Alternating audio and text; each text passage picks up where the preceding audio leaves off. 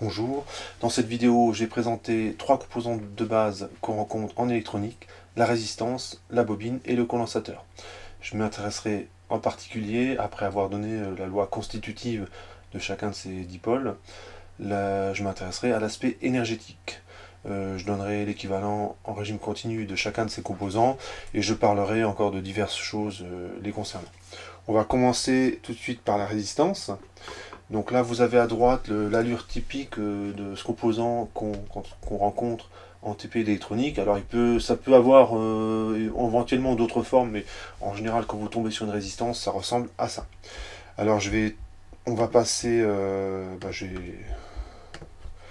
vais présenter ce composant en détail, notamment la loi constitutive. Alors, une résistance, on la représente comme ceci.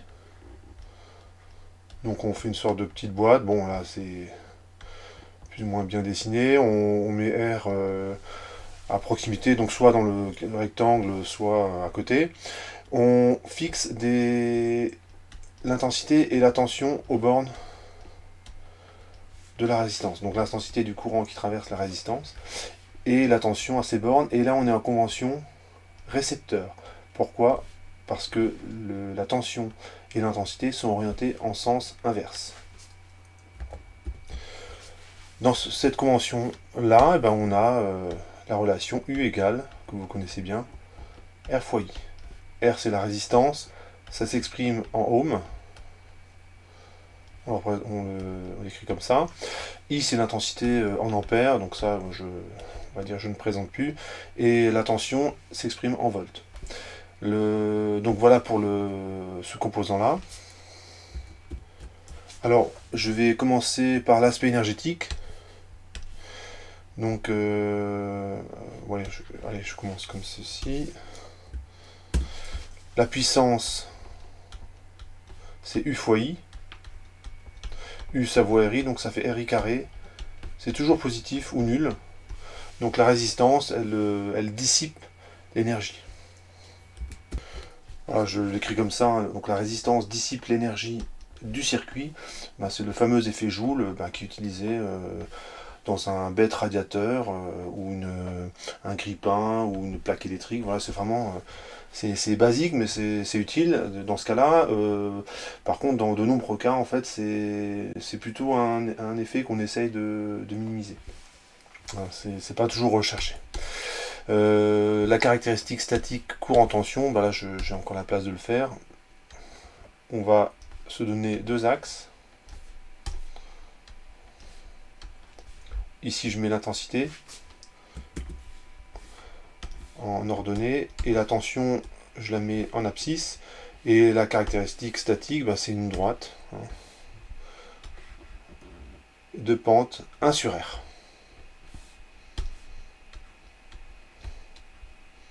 Pourquoi 1 sur R? Parce que I ça vaut, je l'écris ici, oui, je vais l'écrire à côté, car I ça vaut U sur R. Bon, je pense que c'est vraiment une justification très simple. Il n'y a pas grand chose d'autre à dire sur la résistance.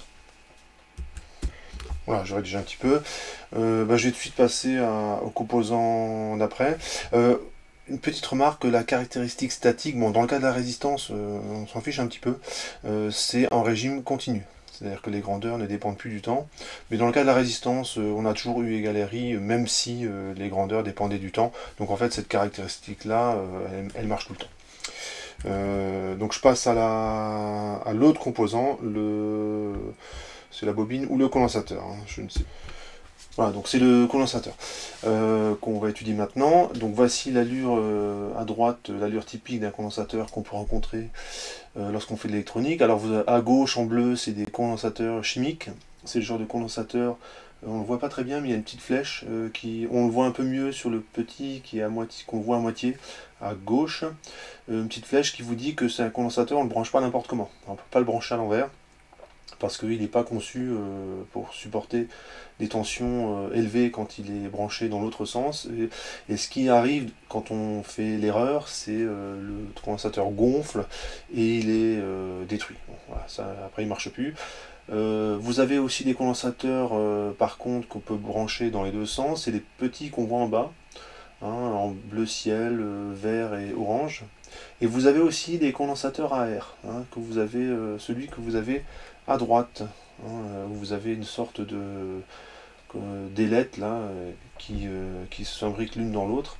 C'est un condensateur à air. Donc quand vous tournez la molette de ce condensateur, en fait vous faites varier la capacité de ce composant. Alors on va passons à l'étude théorique. Donc ce que je vous décris là, c'est le condensateur idéal, hein. C'est bon, en général, c'est un composant qui quand on le réalise, il respecte bien, il est quasiment idéal, hein. Il présente, comme tout système réel, des petits défauts par rapport au modèle, mais le modèle rend bien compte de la réalité. Alors un condensateur, ça se présente sous la forme suivante. Vous avez deux armatures qui sont en regard, comme ceci. Et ce que vous remarquez, c'est que c'est un composant, en fait, une charge qui arrive de la gauche ne peut pas aller à droite. Donc par convention, je dis que I est comme ça. Et pourquoi il est intéressant ce composant, c'est que comme on a deux armatures qui sont l'une en face de l'autre, on dit qu'elles sont en influence totale. Lorsqu'une charge arrive sur une armature, et ben, la conséquence c'est qu'il y a une charge qui part de l'autre armature. Donc il y a quand même on va dire une information qui passe de l'un à l'autre, d'une armature à l'autre. Je vais, comme tout à l'heure, prendre une convention récepteur. J'appelle Q la charge qui est portée par l'armature alimentée par l'intensité. Voilà. Et quand on a dit ça, ben on peut écrire la loi du condensateur, c'est c'est Q égale Q. Donc c'est une formule qui se retient très bien. La capacité s'exprime en farad, qu'on note comme ça. Ça s'écrit avec deux R. La tension, c'est en volts. Et la charge portée par l'armature, c'est en coulomb, hein, qu'on note C. Voilà, donc j'ai donné la loi constitutive de ce composant. Donc ça c'est vraiment la base, hein, c'est-à-dire que c'est le minimum à savoir sur ce composant. Alors, si vous ne savez pas ça, en fait vous ne pouvez pas faire de traité de circuit avec des condensateurs. Cette formule-là, donc elle est constitutive du condensateur. Je ne sais pas si je l'ai dit, mais C c'est la capacité du condensateur. Voilà. Et moi ce que j'utiliserai souvent, c'est pas cette équation-là, hein, bien qu'il faut la connaître. Je vais utiliser une autre équation, c'est avec l'intensité. Donc écrivons-le ici. Je vais utiliser cette formule-là. I, donc là j'utilise la définition de l'intensité. I c'est D2Q sur D2T. Donc je sais qu'il n'y a pas d'erreur de signe parce que Q c'est bien la charge portée par l'armature qui est alimentée par I. Et bien sûr, je ne l'ai pas indiqué, mais l'autre armature en influence totale porte la charge moins Q. Bon, c'est pas indispensable de le dire, mais bon, c'est en général c'est indiqué quand on parle du condensateur. Et je remplace Q par CU, ça fait D sur D2T de CU. Et comme la capacité a priori elle est constante, hein, ce ne sera pas toujours le cas, on peut la sortir de la dérivée et on a une relation, la relation suivante, c'est I égale C D2U sur D2T. Donc et j'utiliserai très souvent cette relation là. On peut aussi l'encadrer. Donc c'est simplement la dérivée de la relation qui est là. Alors maintenant, je vais m'intéresser à la caractéristique statique courant-tension, à l'aspect énergétique et à diverses choses concernant ce composant. Voilà, donc pour la caractéristique statique courant-tension, je vais partir de la relation I égale C22U sur D2T. Et comme on est en régime continu, ben ça vaut 0. C'est le régime continu. Donc la caractéristique, elle est, on va dire, pas très intéressante, puisqu'en fait, je trace mon diagramme avec l'intensité et la tension. L'intensité, je la mets ici, la tension, je la mets là. Et en fait, I vaut toujours 0, donc en fait, la caractéristique statique, elle est comme ceci.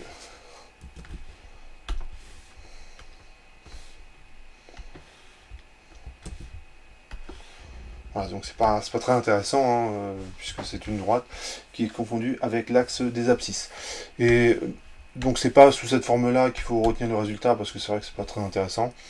Il faut le retenir sous la forme suivante. Un condensateur, c'est équivalent. Et bien il y a un composant que vous connaissez bien qui a cette caractéristique-là, c'est un interrupteur ouvert. Donc quelle que soit la tension à ces bornes, l'intensité est toujours nulle. Voilà, le temps de rédiger et d'encadrer. Donc ça c'est un résultat qui est important, et c'est comme ça qu'il faut le retenir, ce résultat. Évidemment le diagramme il n'est pas très intéressant. Je m'intéresse maintenant à l'aspect énergétique. La question que je vais me poser est la suivante, c'est quelle est l'énergie que je dois fournir au condensateur pour l'amener à une tension que je vais appeler grand U à partir d'une tension nulle. Donc c'est la question que je vais me poser et à laquelle je vais répondre, et ça me donnera, en fait, on verra que c'est une expression simple qui dépend que de la tension et de la capacité du condensateur. Voilà, le temps de rédiger un petit peu.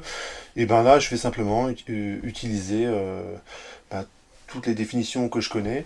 L'énergie, donc alors je vais le noter comme ça. W, qu'on appelle aussi le travail électrique. Donc c'est une notation qui est usuelle. C'est l'intégrale d'un état initial, donc c'est-à-dire le condensateur déchargé, à l'état final, une tension U au bord du condensateur, des travaux élémentaires. Donc cette formule, elle se comprend bien finalement, puisque l'intégrale, c'est une somme infinie. On pourrait dire, finalement, le travail pour aller de l'état initial à l'état final, c'est la somme des petits travaux du chemin que je dois suivre. Alors quand je parle de chemin, c'est pas un vrai chemin, mais disons que il serait décrit par la tension, la charge au bord du condensateur, l'intensité, donc ça définirait un chemin qui mène de l'état initial à l'état final, et je somme tous ces petits travaux, et je l'écris comme ça. Et l'intégrale, c'est une somme infinie, et on sait que le travail, c'est aussi P fois la puissance instantanée fois D2T. On peut aussi l'écrire comme ceci. J'en profite pour vous rappeler des formules du cours. Donc là, ici, j'ai simplement écrit la définition de la puissance. Là, j'ai utilisé la définition de la puissance. Et on peut continuer l'écriture, puisque I fois D2T, c'est D2Q. La charge, l'excédent, la charge que j'ai rajoutée sur l'armature, sur une des armatures du condensateur, ça fait U fois D2Q. Voilà. Donc il y a... Bon, j'en ai profité pour faire des petits rappels. Pour passer de là à là, j'ai utilisé la définition de l'intensité.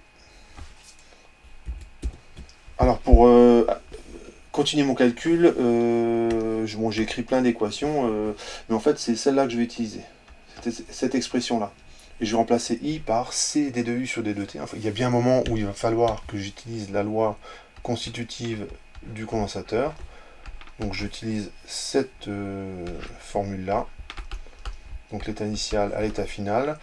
U fois C D2U sur D2T fois D2T. Et là, on a envie de faire, il n'y a qu'une chose qu'on a envie de faire, c'est éliminer le D2T, mais ça, j'ai pas le droit de faire. Enfin, pas comme ça en tout cas. Et pour le faire proprement, je vais simplement dire que je fais un changement de variable. Donc de là à là, je fais un changement de variable. Alors pour le changement de variable, bah, ça donne quoi? Ça fait C fois U des 2U.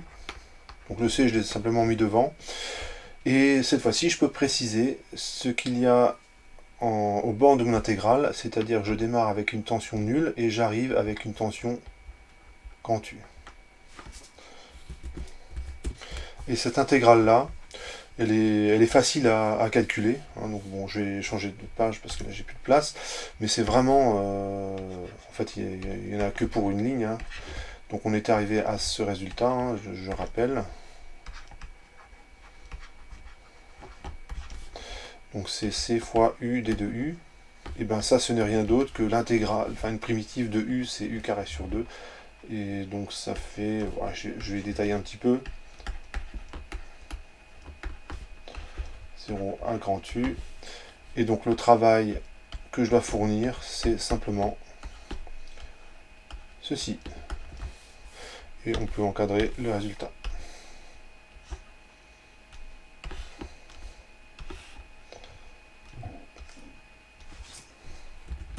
Voilà, on rédige un petit peu. Quand on a un résultat, hein, c'est bien de mettre du texte à côté pour dire ce que c'est. Vous avez également, je vais pas l'encadrer, mais comme Q égale C fois U, on a également cette relation, c'est 1 demi de Q carré sur C, où Q ce serait la charge portée par le condensateur. Hein, donc je vous laisse vérifier cette écriture là. Bon, c'est pas très important, hein. Si vous savez ça, bah, vous savez très facilement passer à cette équation là en utilisant celle-là. Dans la suite, je remplacerai grand U par petit u. En fait, une fois qu'on a montré ce résultat là, bah, on peut changer de notation, hein. Grand U, ça peut devenir petit u si on décide d'appeler petit u la tension aux bornes du condensateur. Ouais, du coup je le mets entre guillemets tout ça. Ouais, non, je le laisse comme ça, c'est très bien. Autre résultat important qui découle de celui-là, c'est que la tension aux bornes d'un condensateur, elle est continue. En effet, l'énergie est une grandeur continue. Pourquoi? Parce qu'une puissance infinie, ça n'existe pas. Je vous rappelle que la puissance, c'est l'énergie divisée, enfin la variation d'énergie divisée par le temps. Et donc une puissance infinie, ça n'existe pas. Donc l'énergie est une grandeur continue. Et d'après cette relation-là, si W est continu, alors U est continu. Donc ça, c'est un résultat quand même important. Hein, c'est que la tension aux bornes du condensateur est continue. Voilà, donc ça c'est encore un résultat important. Donc tous les résultats importants, ils sont encadrés. Comme ça, vous savez, visuellement, on les met bien en évidence. Alors maintenant, je vais passer à la bobine.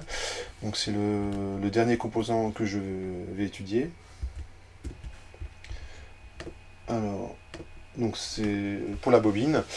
Vous avez à droite des exemples de bobines. C'est un composant finalement qui est assez simple, enfin je mets plein de guillemets quand je dis ça, qui est assez simple à réaliser. Vous prenez un fil et vous l'enroulez sur lui-même pour que ça ressemble à ça. Et quand vous avez fait ça, ben, vous avez réalisé une bobine. La réalité, c'est que quand vous faites ça, et ben, vous pouvez avoir des mauvaises surprises. C'est-à-dire que l'enroulement, ben, on ne le fait pas n'importe comment. Il y a une certaine façon de le faire. Le matériau sur lequel on enroule le fil n'est pas choisi au hasard non plus. Donc ça, c'est quand même important. Et c'est le composant dont la la réalisation pratique est la plus éloignée de la bobine idéale, hein, du modèle que je vais vous décrire. En fait, c'est un composant qui a souvent pas mal de défauts par rapport à ce que je vais vous raconter. Alors, on va passer, on va le décrire. Alors, la bobine idéale, hein, donc ça c'est important le idéal, on peut le souligner une deuxième fois. Alors, ce composant, on le représente généralement comme ceci. C'est assez. Donc là, c'est une représentation qui est assez explicite, hein. C'est exactement comme ça qu'on fait une bobine. Je me fixe des notations. Hein, je prends I comme ceci et U comme cela. Donc je suis en convention récepteur. Et la loi constitutive de la bobine, c'est U égale L D2I sur D2T. Donc L, on le présente, souvent on l'écrit au-dessus. Et L, c'est l'inductance. Et ça s'exprime en Henry. Voilà, donc Henry, ça s'écrit comme ça avec un Y. L'intensité, c'est en ampères. La tension, c'est en volts. Ça, je ne le précise plus. Donc ça, c'est vraiment la base, hein, qu'il faut connaître pour la bobine. Et ça, c'est la bobine idéale, évidemment. Quand vous réalisez une bobine par vous-même, vous pouvez avoir, comme je disais, des mauvaises surprises. Vous pouvez même avoir des bobines qui se comportent un peu comme des condensateurs, parce que vous avez, en fait, quand vous enroulez le fil, vous avez une influence d'un fil par rapport à l'autre, ce qui fait que vous pouvez curieusement avoir une bobine qui commence à se comporter à certaines fréquences comme un condensateur. Bon, bien sûr, nous, on va se contenter de la bobine idéale. On va tracer la caractéristique statique. Alors, pour cette caractéristique, ben on réécrit la loi constitutive de la bobine. U égale LD2I sur D2T en convention récepteur. Et comme je suis en régime continu, ça vaut 0. En régime continu. Donc cette fois-ci, c'est la tension qui est nulle. U égale 0. Donc la caractéristique, elle est, comme pour le condensateur, elle n'est pas très intéressante, hein, puisque je vais avoir une caractéristique qui est confondue, cette fois-ci avec l'axe des ordonnées. Donc ici on a I, ici on a U, et la caractéristique statique, elle va ressembler à ceci. Et ça, donc évidemment, c'est pas très intéressant de le présenter comme ça. Ce que vous allez retenir, c'est que en régime continu, une bobine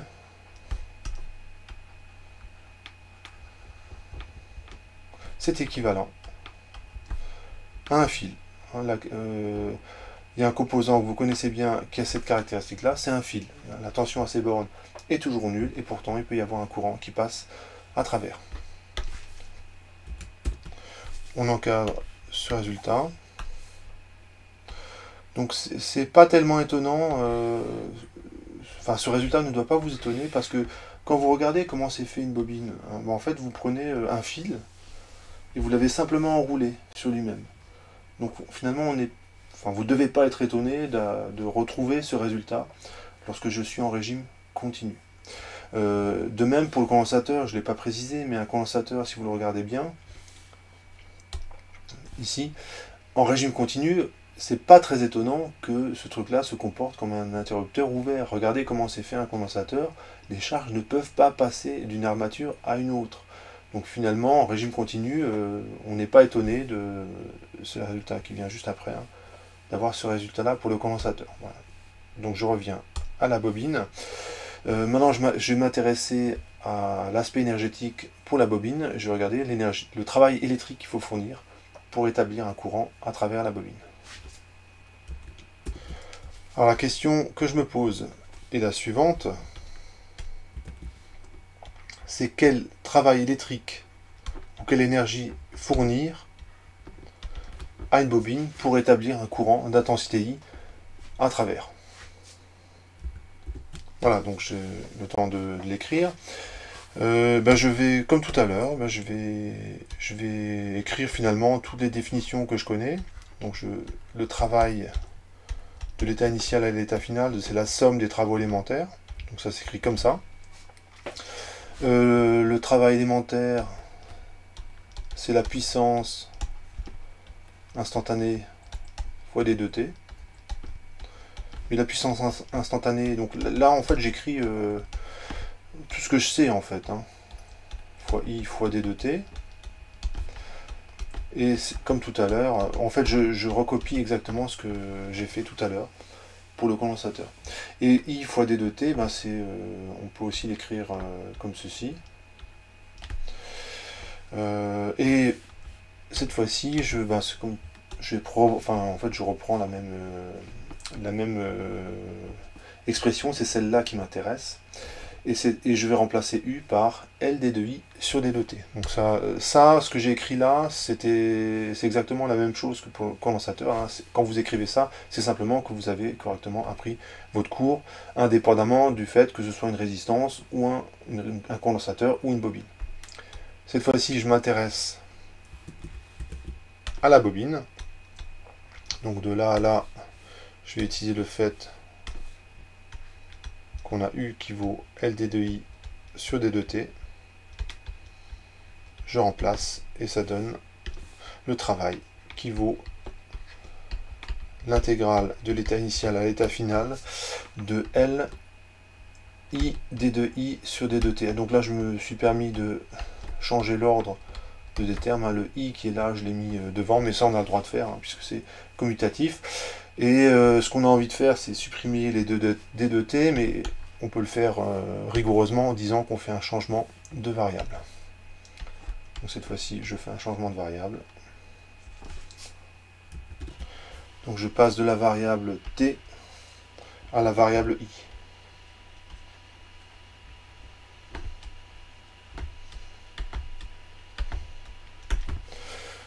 Et ça donne ceci, le travail. C'est l'intégrale. Donc cette fois-ci, je vais préciser ce qui est aux bornes de mon intégrale. C'est L fois I fois D2I. Et dans l'état initial, il n'y a pas l'intensité est nulle. Et dans l'état final, on l'avait noté grand I. Et bien cette intégrale est très facile à calculer. Donc je rappelle la dernière équation que j'ai écrite. Donc c'est 0 à grand I de L I d 2I. Et bien cette intégrale, c'est 1 demi de L I carré. 0 et grand I. On remplace, enfin on applique l'opérateur crochet, hein, on évalue ce qu'il y a à l'intérieur des crochets en grand I moins ce qu'il y a dans les crochets pour petit i égale 0, et ça donne le résultat que je voulais obtenir, 1 demi de Li carré.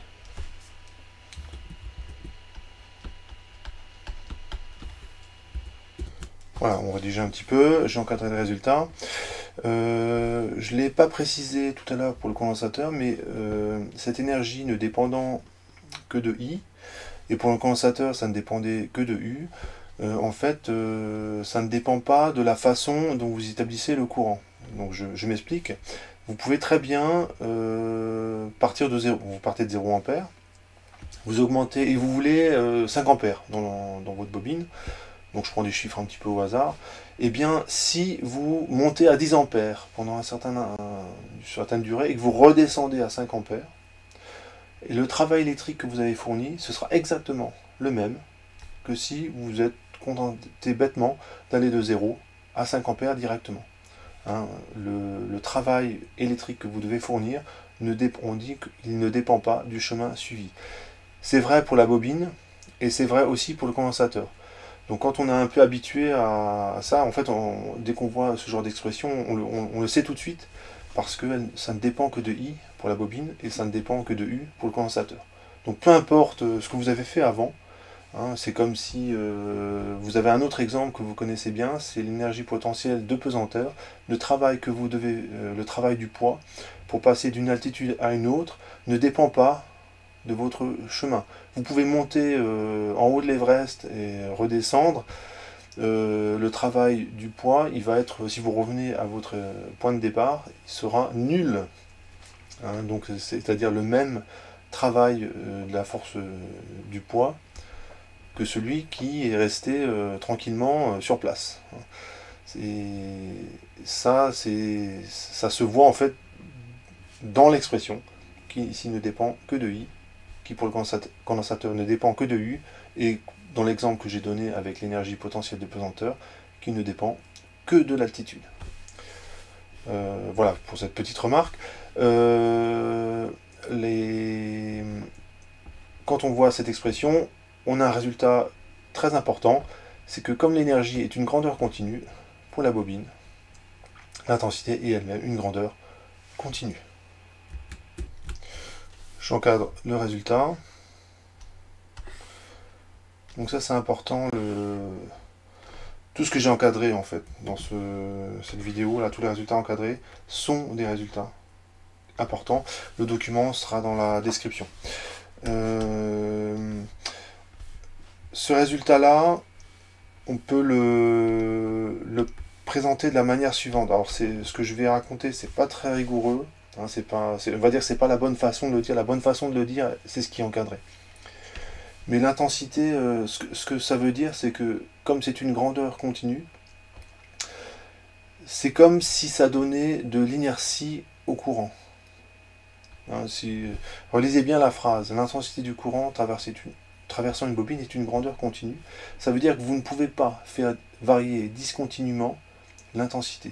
Comme si le courant avait d'une inertie. C'est-à-dire qu'une fois que vous avez établi le courant dans une bobine, il a entre guillemets de l'élan, et vous ne pouvez pas le faire varier discontinuement. Hein, vous savez bien, quand vous vous déplacez, que vous ne pouvez pas faire varier votre vitesse discontinuement. Hein, vous ne pouvez pas passer de 0 à 100 km/h pour une voiture, hein, instantanément. Ça prend toujours un certain temps. Même si vous avez à disposition une voiture très puissante, ça prend toujours un certain temps. Donc on peut l'écrire comme ça. Moi, je vais mettre entre guillemets. Donc c'est comme si le courant avait une inertie. Et je le mets entre guillemets.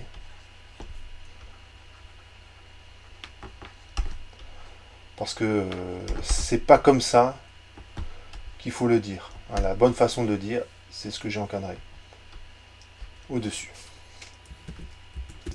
Bon, je vais finir cette vidéo par une petite illustration de cette propriété des bobines. Si vous prenez une pile, donc une pile de 1,5 volts, allez, je la dessine comme ça. 1,5 volts, voilà. 1,5 volts. Et vous prenez un fil électrique, voilà, vous branchez... Voilà, vous prenez un fil électrique, et puis vous mettez une bobine,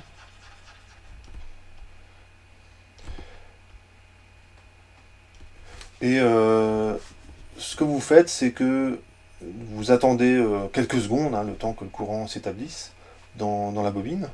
Donc ça c'est une bobine L. Et ce que vous faites, c'est que vous faites une rupture de contact. Donc et le fait que l'intensité soit une grandeur continue à travers la bobine, ça veut dire que au moment où vous allez couper le contact, l'intensité, ça continue à passer.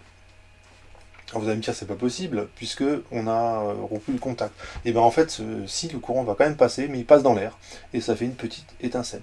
Donc si vous voulez produire des étincelles, même avec une pile de 1,5 volts, vous prenez une bobine, vous court-circuitez la pile. Alors faites attention, votre pile va se décharger très rapidement, c'est pas spécialement dangereux, mais la pile va se décharger très rapidement, et lorsque vous allez faire une rupture de contact, vous allez voir apparaître une petite étincelle. Pourquoi? Parce que le courant à travers une bobine est continu. Un petit peu l'image qu'on pourrait donner, c'est vous avez un train par exemple qui se déplace, Et vous pouvez très bien décider, donc c'est complètement idiot de faire ça, mais vous pouvez très bien décider que sur la voie ferrée, vous construisez un petit muret avec l'intention de stopper le train. Et bien, on est bien d'accord que le train, lui, ne va pas s'arrêter, il va passer à travers le petit muret que vous avez construit. Ben pourquoi? Ben parce que le train, il a tellement d'inertie que le mur, il résiste pas.